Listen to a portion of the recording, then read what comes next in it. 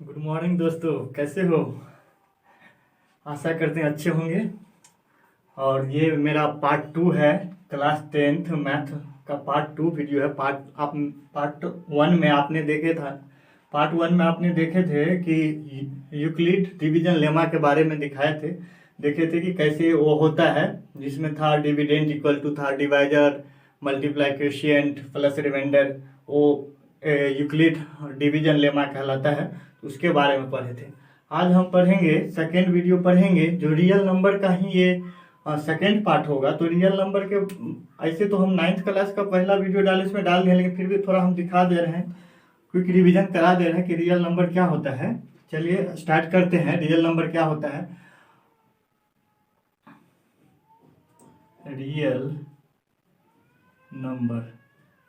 Real number जो होता है, इसको आप दो पार्ट में जनरली डिवाइड किया जाता है। कितने पार्ट में? 2 पार्ट में डिवाइड किया जाता है, ठीक ना। एक होता है विथ डेसिमल। क्या होता है? विथ डेसिमल, यानी दशमलव के साथ जो संख्या आता है उसको बोलते हैं विथ डेसिमल। एक होता है विदाउट डेसिमल। विदाउट डेसिमल यानी जो पूर्णांक के रूप में होता है उसको बोलते हैं विदाउट डेसिमल। जो दशमलव के रूप में ना हो उसको बोलेंगे विदाउट डेसिमल। इसको आप जैसे सपोज करिए, विथ डेसिमल में आप क्या लिख सकते हैं? एक ऐसा संख्या भी हो सकता है कि 1.2 हो, ठीक। मान लीजिए एक संख्या आएगा कि 1 पॉइंट दशमलव या 3333 ऐसे जाता रहा और कभी कटे ही ना। एक ऐसा भी संख्या आएगा जो कभी सपोज करिए, कभी 2 आ रहा है, इसके दशमलव के बाद कभी 5 आ रहा है, कभी 7 आ रहा है, कभी 9 आ रहा है, कभी 8 आ रहा है, कभी 4 आ रहा है, यानी अलग अलग संख्या आ रहा है। तो ये जो कहलाएगा टर्मिनेटिंग कहलाएगा। टर्मिनेटिंग बोले तो शांत संख्या बोलेगा। शांत यानी एक दशमलव के एक अंक के बाद ये क्या कट गया? कट गया पूर्ण रूप से, तो इसको बोलेंगे टर्मिनेटिंग बोलेंगे। क्या बोलेंगे? टर्मिनेटिंग बोलेंगे।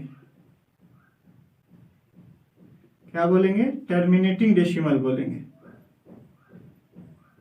टर्मिनेटिंग डेसिमल बोलेंगे, यानी शांत बोल सकते हैं आप। हिंदी में इसको शांत बोला जाता है। और ये देखिए, ये क्या हो रहा है? टर्मिनेट हो रहा है? नहीं हो रहा है। डॉट डॉट का मतलब क्या हुआ कि बार बार ये 3 रिपीट हो रहा है। ये क्या हो रहा है? बार बार 3 रिपीट हो रहा है। या आप इसको ऐसे भी लिखते हैं, जो संख्या बार बार रिपीट करते हैं, जो संख्या रिपीट हो रहा है। यहाँ केवल 3 रिपीट हो रहा है, तो 3 के ऊपर क्या लगा देंगे? बार लगा देंगे। तो इसको आप इस तरह से रिप्रेजेंट कर सकते हैं। तो देखिए, ये जो हो, इसको आप लिखेंगे कि ये टर्मिनेट तो नहीं हो रहा है, कट तो नहीं रहा है पूरा पूरा, तो ये कट नहीं रहा, तो लिखेंगे not terminating. Not terminating. Terminate तो नहीं हो रहा है, अब कोई टर्मिनेट नहीं हो रहा, साथ में क्या हो रहा है? रिपीट हो रहा है। क्या रिपीट हो रहा है? 3 बार रिपीट हो रहा है। तो नॉट टर्मिनेटिंग बट क्या होगा? रिपीटिंग। बट रिपीटिंग होगा। क्या कहलाएगा? बट रिपीटिंग डेसिमल कहला जाएगा ये,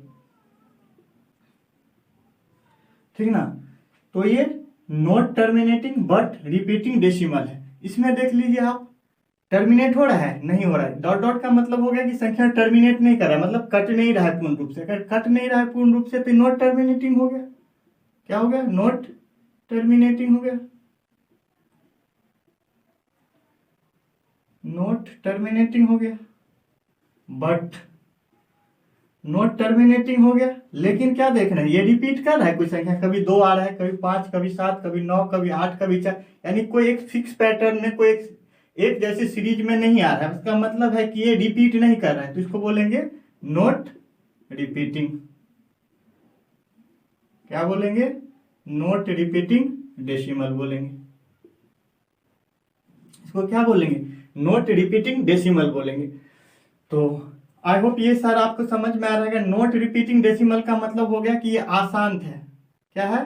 अशांत बोलते हैं इसको। हिंदी में क्या बोलते हैं? अशांत बोलते हैं। अशांत मतलब जो कभी कटे नहीं। ये देखिए, कभी नहीं कट रहा है, तो इसको बोलेंगे non terminating. Non terminating, not repeating. और विदाउट डेसिमल में जो आता है, विदाउट डेसिमल में आता है इंटीजर। क्या आता है? इंटीजर आता है।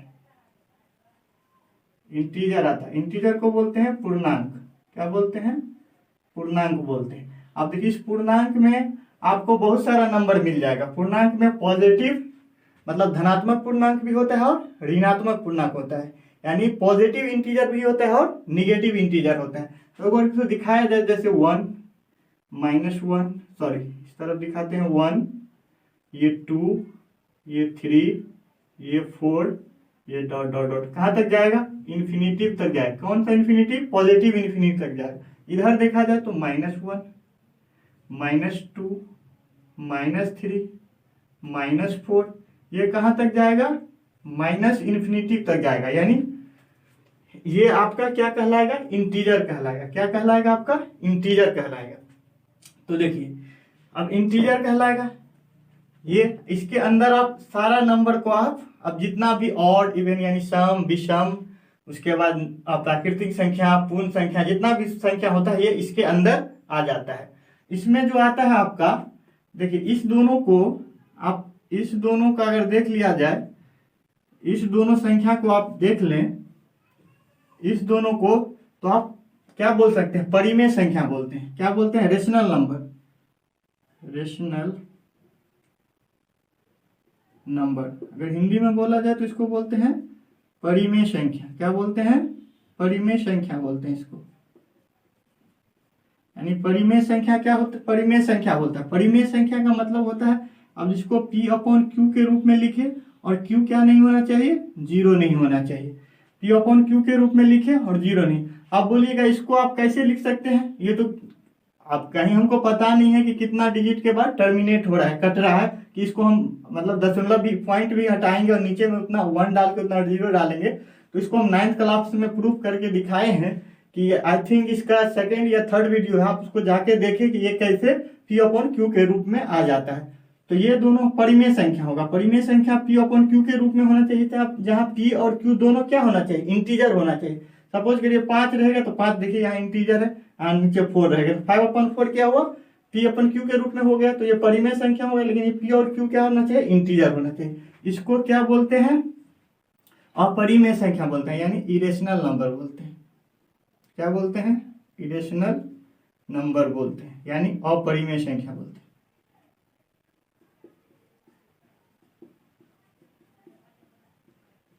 अपरिमेय संख्या बोलते हैं। अपरिमेय संख्या क्या होता है, जिसको हम P/Q के रूप में नहीं लिख सकते हैं, वो क्या कहलाएगा, अपरिमेय संख्या कहलाएगा।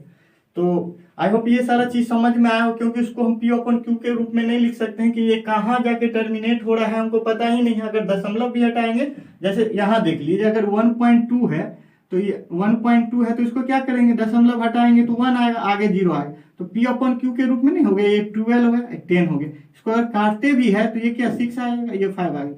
तो P/Q के रूप में हो गया ना, ये जहाँ क्या है 0, Q 0 भी नहीं है, तो ये परिमेय संख्या कहलाता है। इसको आप हम प्रूफ करके दिखाए हैं कि इसको आप अगर P/Q के रूप में लिखना है तो क्या लिख सके, 1.390 यानी -1 हो जाएगा। ये ऑलमोस्ट 12/90 के अप्रोक्स में ये आता है। अगर आप प्रूफ देखेंगे इसका 9th क्लास में तो प्रूफ है। इस रूप में इसको रेकरिंग जिसको बोलते हैं, इस रूप में इसको लिखा जाता है, और इसको तो आप लिख ही नहीं सकते। तो ये हो गया अपरिमेय संख्या।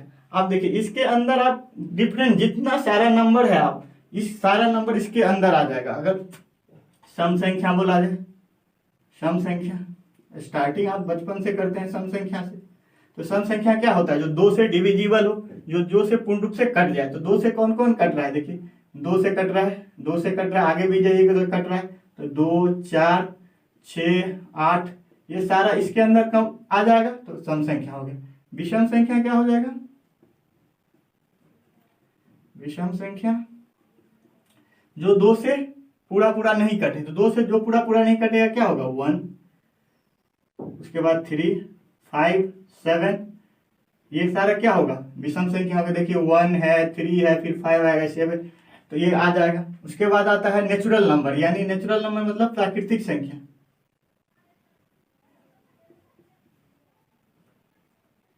प्राकृतिक संख्या होता है। प्राकृतिक संख्या किसको बोलते हैं, गिनती को संख्या को हम प्राकृतिक संख्या बोलते हैं।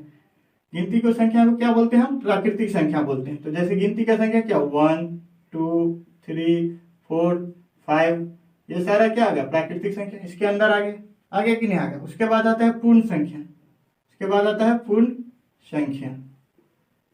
पूर्ण संख्या क्या होता है? गिनती को संख्या को पूर्ण संख्या कहते हैं अगर उसमें जीरो हम जोड़ दे तो इसका मतलब है कि अगर जीरो से स्टार्ट हो, 0 1 2 3 4 5 डॉट डॉट डॉट डॉट, तो ये सारा क्या कहलाएगा? प्राकृतिक संख्या, सॉरी पूर्ण संख्या कहलाएगा। जब जीरो से स्टार्ट हो जाता है तो पूर्ण संख्या कहलाता है। तो देखिए ये 0 1 2 3 इसमें आ रहा है, फिर 1 2 3 4 5 भी इंटीजर के यानी पूर्णांक के अंदर आ रहा है, 1 3 5 भी इसके अंदर आ रहा है, 2 4 6 भी इसके अंदर आ रहा है। तो ये सारा किसके अंदर आ जा रहा है? पूर्णांक संख्या को पूर्णांक के अंदर आ जा रहा है। अब आपको पढ़ना है इसमें आगे आपके क्लास में 10th क्लास में जो नंबर पढ़ना है उसको हम बता दें आपको पढ़ना क्या है।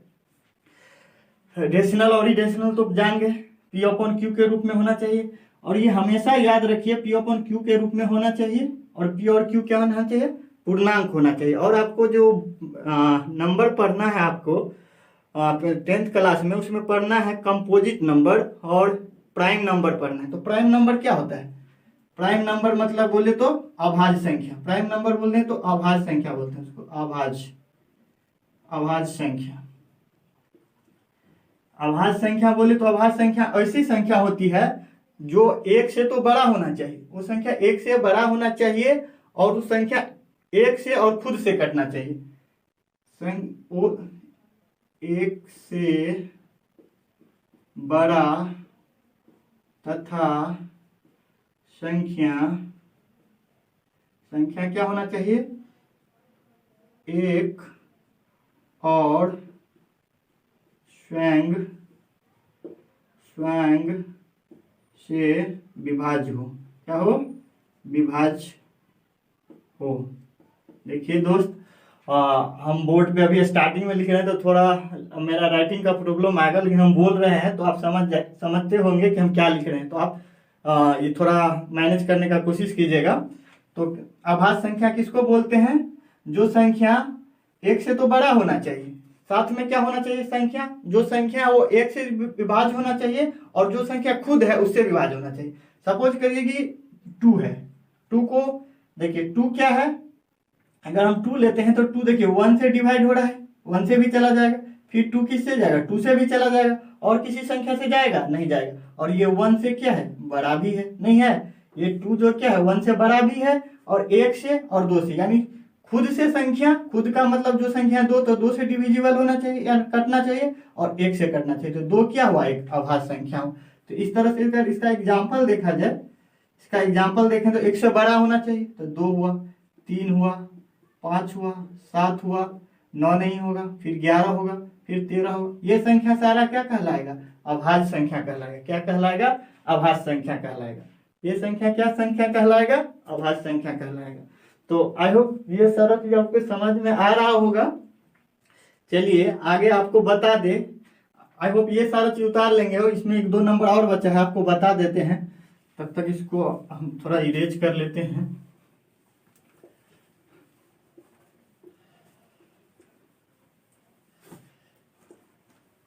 देखिए इसमें आगे क्या है कि अभाज्य हो गया, अभाज्य हो गया तो भाज्य संख्या क्या होगा?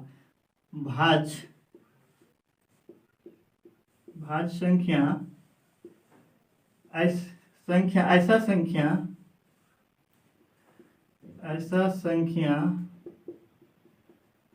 जो एक तथा स्वयं के अलावे किसी और संख्या से विभाज्य हो। तो ये ऐसा संख्या जो एक तथा, यानी वो जो संख्या है खुद, और जो संख्या है जो खुद अपने आप से, और एक से तो विभाज्य सारा संख्या होता है, उसके अलावे अगर उस संख्या किसी और संख्या से विभाज्य होगा तो वो संख्या क्या कहलाएगा? भाज्य संख्या कहलाएगा। जैसे एग्जाम्पल का बात कर लिया जाए तो देख लीजिए 2 3 तो नहीं आएगा, जैसे 4 के बाद हो गया 6 के बाद हो गया 8 के बाद क्या हो गया 9। ये सारा संख्या क्या कहलाएगा? भाज्य संख्या कहलाएगा। भाज्य का देखिए ये संख्या एक से भी डिविजिबल है, एक से कट तो 4 तो एक से कटेगा ही कटेगा, फिर कितना 4 है जो 4 से खुद से कट रहा है, और इसके अलावे किसी से कट रहा है, 2 से भी कट रहा है, 4 नहीं कट रहा है, टू से टू टू जा 4 कट जाएगा, तो ये क्या कहलाएगा, भाज्य कहलाएगा। तो 6 भी इस तरह से कट रहा है, तो ये सारा संख्या क्या कहलाएगा, भाज्य संख्या कहलाएगा। और एक होता है कंपोजिट प्राइम नंबर, यानी अभाज्य, उसको हिंदी में बोलते हैं कंपोजिट, को प्राइम को बोलते हैं, को प्राइम को क्या बोलते हैं, सह अभाज्य संख्या। एक होता है आपका सह अभाज्य संख्या, सह अभाज्य संख्या, ये बहुत महत्वपूर्ण है आपके लिए। ये संख्या सह अभाज्य संख्या, को प्राइम नंबर जिसको बोलते हैं। सहअभाज्य संख्या का मतलब हुआ ऐसा कोई भी दो संख्या, सहअभाज्य में आपको दो संख्या लेना है, ऐसा कोई भी संख्या, सपोज करिए कि ए और बी कोई दो संख्या ले रहे हैं, तो इसके बीच हमेशा इसका जो मौसा है यानी एचसीएफ है, इसका जो मौसा है हमेशा क्या आना चाहिए, 1 आना चाहिए। हमेशा क्या आना चाहिए, 1 आना चाहिए। हमेशा क्या आना चाहिए, 1 आना चाहिए। तो वैसा संख्या क्या कहलाएगा, मौसा कहलाएगा।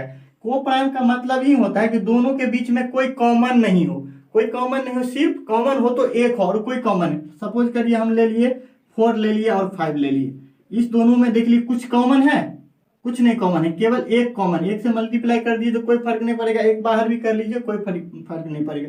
तो इसको, इस तरह की संख्या जो भी है उसको हम बोलते हैं सहअभाज्य संख्या, यानी को प्राइम बोलते हैं। आगे देख लीजिए 6 ले लीजिए, 5 ले लीजिए, इसमें भी कोई नहीं, 7 ले लीजिए, 9 ले लीजिए, ये सारा संख्या क्या कहलाएगा, सहअभाज्य संख्या कहलाएगा। तो आई होप ये सारा संख्या आपको समझ में आया होगा। चलिए आगे चलते हैं, आशा करते हैं ये सारा चीज आपको समझ में आया होगा और आप ये चीज सारा लिख लेंगे। आगे चलिए, आप इसमें जो है अलग टॉपिक जो है इसी का रियल नंबर का ही, उसके बारे में देखते हैं। आगे जो आपका टॉपिक है एलसीएम और एचसीएफ से रिलेटेड है।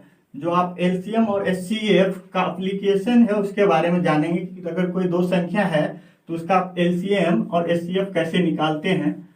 और आप तो पुराना जो आप बचपन से पढ़ते आ रहे होंगे वो फैक्टर मेथड से पढ़ते आ रहे होंगे, उससे आप एलसीएम और एचसीएफ निकालते होइएगा। तो उसका नया वर्जन जो है जो आपके 10th क्लास में है उसके बारे में जानेंगे, 10th क्लास के बारे में। तो रियल नंबर तो टॉपिक ही है, इसमें लिखेंगे एप्लीकेशन ऑफ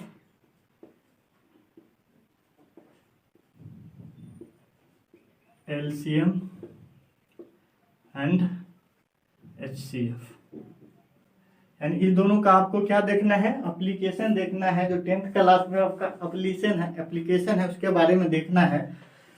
कि आप देखिए, जैसे सपोज करिए कि हम दो नंबर लीजिए, कभी भी एलसीएम और एचसीएफ आप निकालेंगे तो दो नंबर तो लेना ही पड़ेगा। सपोज करिए हम कोई दो नंबर ए और बी ले लिए, ठीक ना, ए और बी ले लिए, इसका आपको एलसीएम और एचसीएफ निकालना हो तो कैसे निकालेंगे। आप देखिए, सपोज करिए कि आप ले लिए 24 और 30 ले लिए दो नंबर, इसका बोलेगा आपको एलसीएम और एचसीएफ निकालिए। तो आप बचपन से जो पढ़ते आ रहे हैं, जैसे आप 24 और 30 है, इस दोनों का आपका एलसीएम लेना है, तो पहले एलसीएम लेना है तो इसको क्या करते हैं, 30 को इस तरह से एलसीएम निकालते हैं। 2 से गया 12 टाइम, ये गया 15 टाइम, फिर ये गया 3 से गया 6 टाइम, ये गया 5 टाइम, इस तरह से आप फिर मल्टीप्लाई करते हैं तब एलसीएम निकालते हैं। और एचसीएफ कैसे निकालते हैं, एचसीएफ आप इसको निकालते हैं कि जो छोटा नंबर है उससे बड़े वाला नंबर से डिवाइड करते हैं। एक टाइम जाएगा 24 आया, 6 आया, फिर ये यहाँ आ जाता है 24, 6 4 जा 24 हो गया। फिर ये जब तक जीरो नहीं आएगा तब तक इस तरह से आप एचसीएफ निकालते थे। ये पहले से पढ़ते आ रहे हैं, लेकिन अब जो आपको पढ़ना है ऐसा नहीं पढ़ना है। अब हमेशा आप, जैसे आपको 24 का निकालना है तो देखिए 24 का आप क्या करिए, फैक्टर निकाल लीजिए। फैक्टर निकालिएगा 24 का तो कितना टाइम जाएगा, 12 टाइम, फिर ये जाएगा कितना टाइम, 6 टाइम, फिर क्या जाएगा 3 टाइम, फिर क्या जाएगा 3 से 1 टाइम जाएगा। ये 24 का फैक्टर हुआ। अगर आप 30 का फैक्टर निकालेंगे तो क्या जाएगा, 2 से 15 टाइम जाएगा, फिर 3 से कितना टाइम जाएगा, 5 टाइम जाएगा, फिर क्या जाएगा 5 से 1 टाइम जाएगा, ठीक ना। ये क्या आ गया, आपका फैक्टर आ गया। तो अगर दो संख्या कोई भी ले लिए, सपोज कर लिए 24 का फैक्टर क्या क्या है, दो संख्या लिए तो 24 का है 2 into 2 into 3, 2 into 2 into 2 into 3 आया इसका फैक्टर। 30 का फैक्टर क्या है, 30 का फैक्टर आया आपको 2 इंटू 3 इंटू 5 आया। इसको आप क्या लिख सकते हैं, 2 इंटू 2 इंटू 2 को क्या लिख सकते हैं, 2 का पावर 3 लिख सकते हैं, इंटू 3 लिख सकते हैं। इसमें तो कुछ है ही नहीं, तो 2 इंटू 3 इंटू 5 लिख सकते हैं। आप देखिए, आपको अगर इस दोनों में एलसीएम और एचसीएफ निकालना हो, एलसीएम ऑफ कितना है 24 और 30 का एलसीएम आपको निकालना हो तो ध्यान रखिए एलसीएम क्या होता है, लीस्ट कॉमन फैक्टर होता है। तो देखिए सबसे पहले लिस्ट कॉमन होना चाहिए दोनों में, पहले सबसे पहले क्या होना चाहिए, कॉमन होना चाहिए। देखिए यहाँ 2 है, यहाँ 2 के पावर 3 है, यहाँ 3 है, यहाँ 3 है, तो 2 और 3 क्या है, कॉमन है। तो जो कॉमन है उसमें देखिए कुछ नहीं तो इसके पावर 1 है, इसके भी पावर 1 है, इसके भी पावर 1 है, कुछ नहीं तो 1 पावर डालने से कोई इफेक्ट नहीं करता है। तो देखिए लिस्ट कॉमन फैक्टर में क्या होता है एलसीएम में, कि जो दोनों में कॉमन हो उसका जिसमें मैक्सिमम पावर, उस दोनों में बड़ा पावर कौन है, 3 है, 2 के पावर 3, तो उसको लिख लेंगे, 2 के पावर 3 को लिख लेंगे। इस दोनों में से जो बड़ा रहेगा उसको लिखना है। फिर देखिए ये 3 है, ये भी 3 है, तो दोनों में तो सेम ही कॉमन पावर है, दोनों का 1 ही है, तो 3 ही लिख लेंगे। इस दोनों में से कोई एक लिखना, एक में भी एलसीएम में कौन लिखना है, जिसका पावर बड़ा हो। अब क्या बच गया, ये दोनों तो हो गया। अब उसके बाद जो कॉमन नहीं है वो सारा डिजिट को मल्टीप्लाई में ही लिख देंगे। तो इसको आप मल्टीप्लाई करेंगे तो कितना आ जाएगा, देखिए ये 2 के पावर 3 कितना हो गया, 8 हो गया। हाँ, ये हो 5 या 15 हो गया, 15 8 कितना हो गया, 2 दूना 4 दूना 8, 8 पंचे 40, 40 तिया 120, तो एलसीएम क्या आ गया आपका 120 आ गया। तो आज के बाद आप ऐसे एलसीएम निकालेंगे। अगर एचसीएफ का बात किया जाए तो 24 और 30 का आपको एचसीएफ निकालना है।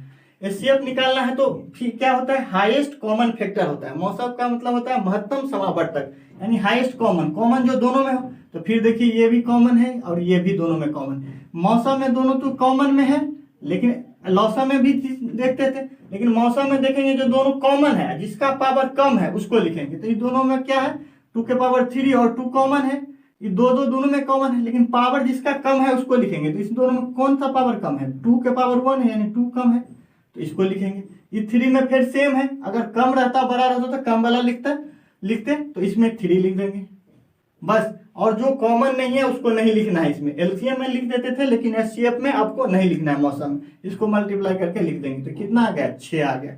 तो आपका एलसीएम इस संख्या का 120 आ गया और मौसा कितना आ गया, 6 आ गया। तो सपोज अब ए और बी दो संख्या मानते हैं एलसीएम में, तो होता क्या है, आपको एप्लीकेशन इसका बोलते हैं। इसका एप्लीकेशन जो होता है कि मान लीजिए ए बी कोई दो संख्या है, तो इसका जो है एलसीएम मल्टीपल इसका जो एचसीएफ है यानी मौसा, ये बराबर होता है ए मल्टीप्लाई बी, यानी दोनों संख्या का गुणनफल के बराबर होता है। यानी ये दोनों संख्या का जो एलसीएम आएगा उसका और दोनों संख्या का जो मौसा आएगा उसका जो गुणनफल है वो दोनों संख्या के डायरेक्ट गुणनफल के क्या होता है, बराबर होता है। ये चीज आप हमेशा याद रखें, आपके बोर्ड के एग्जाम में हर साल ये इससे क्वेश्चन आता है। अभी देख लीजिए, अभी दो संख्या हम लिए थे, इसको प्रूफ करके भी देख लेते हैं कि दो संख्या क्या लिए थे, 24 और 30। तो 24 और 30 का एलसीएम यानी लौसा जो है यानी एलसीएम गुने 24 और 30 का मौसा यानी एचसीएफ बराबर होना चाहिए दोनों संख्या के गुणनफल के। दोनों संख्या के है 24 और 30 है। अब देखिए एलसीएम इसका निकालें तो कितना आया है, 120 आया है। तो 120 मल्टीप्लाई में ये दोनों का मौसा कितना आया है, 6 आया है। ये कितना संख्या हो गया, 24 और 30 आ गया। अब इसको मल्टीप्लाई करेंगे तो कितना है, 12 छक 72, एक जीरो है तो एक जीरो। इसको आप मल्टीप्लाई करके देख लीजिए, एक जीरो तो आना ही है। 4 तिया 12 का 2 हाथ में 1, 3 दूना 6, एक साथ देखिए दोनों बराबर आ रहा है ना। तो ये प्रूफ हो गया कि ये बराबर होता है। और ये केवल दो ही संख्या के लिए क्या होता है, अप्लीकेबल होता है। दो से जैसे आप बोल दीजिएगा सर मेरे पास ए बी सी है, तो इसको आप नहीं इसमें घुमा देगा, एलसीएम ए बी सी का एलसीएम गुने ए बी सी का एचसीएफ बराबर ए गुने बी गुने सी। ये केवल दो संख्या के लिए ही अप्लीकेबल होता है, तीन संख्या के लिए अप्लीकेबल नहीं होता है। आता है जिसका एक अलग एप्लीकेशन है जो आपको पढ़ना नहीं है। तो आई होप ये सारा चीज आपको समझ में आएगा। कोई भी दो संख्या आप इस तरह से प्रूफ देख लिए। आप सपोज करिए,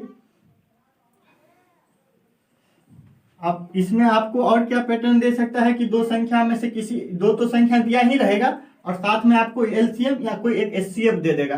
सपोज कर दिया आपको एलसीएम दे दिया तो बोलेगा एचसीएफ निकालेंगे, तो वो दोनों संख्या का एचसीएफ क्या हो जाएगा, दोनों संख्या का मौसा क्या हो जाएगा, ए गुने बी, अब बट्टा में चला जाएगा, देखिए मल्टीप्लाई में तो डिवाइड में चला जाएगा, ए बी का क्या हो जाएगा, एलसीएम हो जाएगा। तो ये चीज आप ध्यान रखेंगे, ये भी चीज याद रखें। अभी जैसे आपको एलसीएम दे दिया तो आप एचसीएफ निकालने के लिए बोल रहा है, कभी आपको एचसीएफ दे देगा तो एलसीएम निकालने के लिए दे देगा। तो एचसीएफ दिया रहेगा तो देखिए मल्टीप्लाई में तो यहाँ डिवाइड में चल जाएगा। तो ए बी का जो संख्या है उसका जो एलसीएम है क्या हो जाएगा, एलसीएम क्या होगा, यानी लॉसा क्या होगा, ए गुने बी तो होगा, और डिवाइड बाय क्या आ जाएगा, ए बी का एलसीएम आ जाएगा, एचसीएफ आ जाएगा। एलसीएम निकालना है ना तो नीचे एचसीएफ आ जाएगा। तो ये भी आप याद रखेंगे। आप कोई भी दो संख्या, जैसे हम अभी निकाल के दिखाए ना, इस तरह से आप कोई भी दो संख्या को निकाल के देख सकते हैं। तो आई होप ये सारा चीज समझ में आ रहा होगा आपको। तो चलिए आगे जो है एक दो एग्जाम्पल देख लेते हैं हम। एग्जाम्पल में सपोज करिए कोई भी दो संख्या ले लेते हैं। सपोज करिए हमको 125 है और सपोज करिए 120 है, ठीक। ऐसा कोई संख्या लीजिए जो क्या हो आपका, सपोज करिए कि ये है 50 है और ये 30 है। इस दोनों संख्या को आपको क्या निकालना है, एलसीएम और एचसीएफ निकालना है। तो एलसीएम और एचसीएफ निकालना है तो फैक्टर निकालेंगे, 50 का फैक्टर निकालेंगे तो क्या जाएगा, 50 का फैक्टर निकालेंगे 2 से जाएगा 25 टाइम में, फिर 2 से 1 तो 2 से जाएगा नहीं, फिर 5 से जाएगा 5 टाइम और फिर 5 टाइम। तो इसका फैक्टर क्या हो गया, 2 × 5 × 5 आ गया। अगर 30 का निकालेंगे तो क्या जाएगा, 2 से जाएगा 15 टाइम, फिर 3 से जाएगा 5 टाइम, फिर 5 से जाएगा 1 टाइम। यानी 30 का क्या आ गया, 30 का क्या हो गया, 2 × 3 × 5 आ गया। ये क्या आ गया आपका, इस दोनों का फैक्टर आ गया।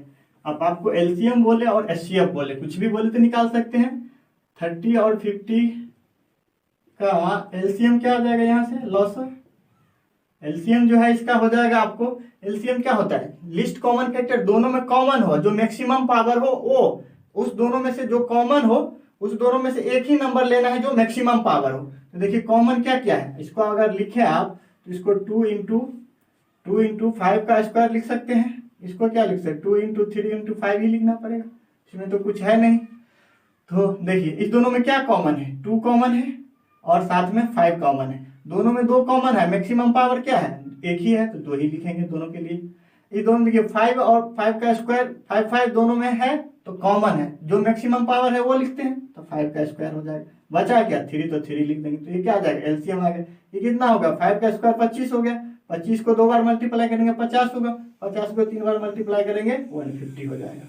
तो ये एलसीएम आ गया। अगर 30 और 50 का आपको एचसीएफ पूछ दे, यानी मौसा पूछ दे, तो क्या होगा, इस दोनों में जो कॉमन होगा, इस दोनों में केवल कॉमन होगा और पावर जिसका कम होगा। तो देखिए दोनों 2 और 2 कॉमन है, पावर तो एक ही है दोनों में, तो 2 ही होगा। अब देखिए 5 और 5 का स्क्वायर दोनों में है तो 5 और 5 कॉमन है, लेकिन पावर जिसका कम है उसको लिखना है, तो 5 के पावर 1 है तो 5 लिखना है। तो इसका एचसीएफ कितना आएगा, 10 दे आ जाएगा। अब दे देगा कि 2 संख्या है, इसमें एक का एचसीएफ दिया हुआ है कितना 10, तो एलसीएम निकाले। अब दे दिया 30 और 50 2 संख्या है इसका, जिसमें मौसा जो है 10 है, तो लौसा निकाले, लौसा निकाले ना। लौसा निकालने के लिए बोलता है, तो अगर लौसा निकालते हैं तो एलसीएम बराबर क्या होता है, 30 और 50 का जो एलसीएम होगा, अभी आप देखिए एलसीएम क्या होता है, ए गुने बी, यानी संख्या क्या है 30 × 50 है, और बट्टा में क्या होता है, एलसीएम निकालना है तो एचसीएफ, 2 संख्या का एचसीएफ, यानी 30 और 50 का क्या होगा एचसीएफ, है ना। तो देखिए 30 × 50 और एचसीएफ कितना निकला है हमको, मौसा कितना निकला है, मौसा कितना निकला है एचसीएफ, सॉरी ये एचसीएफ एचसीएफ एचसीएफ होगा।